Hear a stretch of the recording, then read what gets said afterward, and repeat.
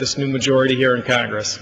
Well, Mr. Speaker, I'm always happy to join my colleagues, the difference makers, who heard the call of the American people and came to Congress to really make the case for a safer America, a stronger America, America that is not mired down in the quagmire which is Iraq.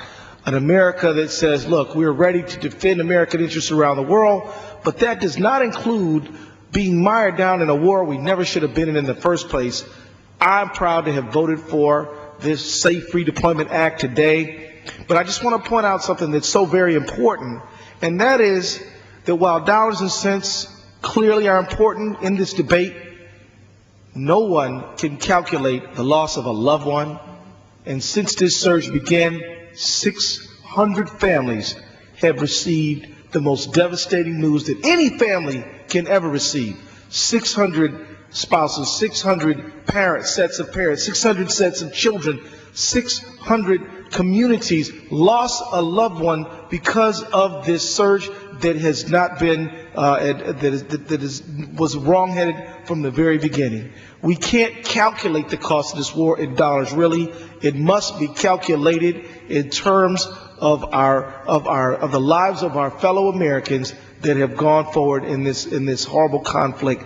We have to calculate this war in terms of the injuries and the casualties that have been faced, in terms of the young people who have lost limb, who have lost their strong sense of mental health, their ability to discern reality, their ability to have a calm frame of mind, because for so many of these young people, the helicopter sounds don't stop even after they come home. For so many young people, the explosions, the backing up, a car backing up, any sort of sound sends them back to that war zone they used to be in, and it's a horrible tragedy. It's a human tragedy, and no amount of calculation of dollars and cents will ever truly capture what we have lost as a nation.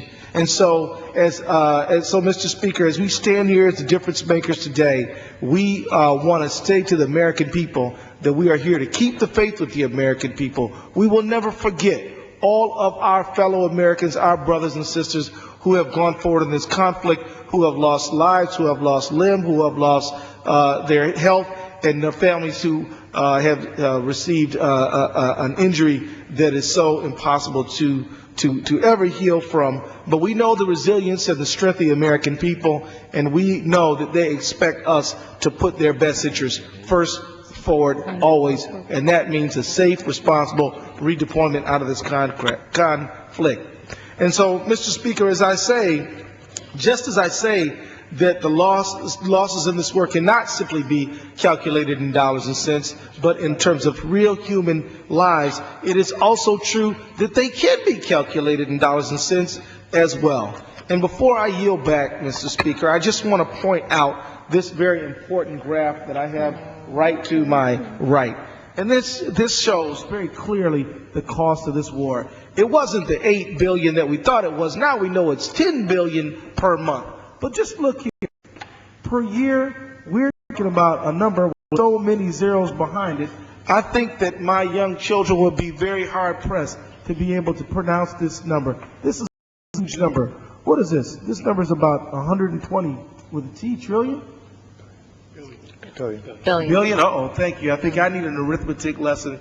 And I'm a fellow who's had a little bit of schooling, but as I look at this big number, it will be a challenge for any fifth grader, Mr. Speaker. This is a whopper of a number, and it can't even begin to calculate the true losses of our country in this war. Would the gentleman yield? Certainly, Mr. Speaker. Just a point that I'd like to make on something that you said earlier, and if you could comment on that. You know, we talk about money costs, but think of the amount of money that this Congress has had to appropriate for veterans benefits as a result of the staggering injuries, the staggering effects that this war has had on our veterans and on our military personnel. And I just think that, you know, that's something that I don't think that this administration thought about when they planned out Iraq. They didn't think about the number of wounded, because while our medical teams get better and better, we save many more lives, but obviously many more people receive injuries that they will suffer from the rest of their lives. And it's our duty and our responsibility as a nation to take care of those individuals, and the emotional cost to their family and obviously the financial cost to this country of taking care of them is great. And I just wanted to add that, because that's something else that I don't think anyone thought about before we went into Iraq. Thank you, and I yield back. No doubt, Mr. Speaker, that's an excellent point. What does it mean to care for a 20-year-old quadriplegic for the course of his or her life? I will yield back at this time. This chart speaks for itself, but I just want to go to the bottom line, if I may, Mr. Speaker. We're looking at $3,816 per second.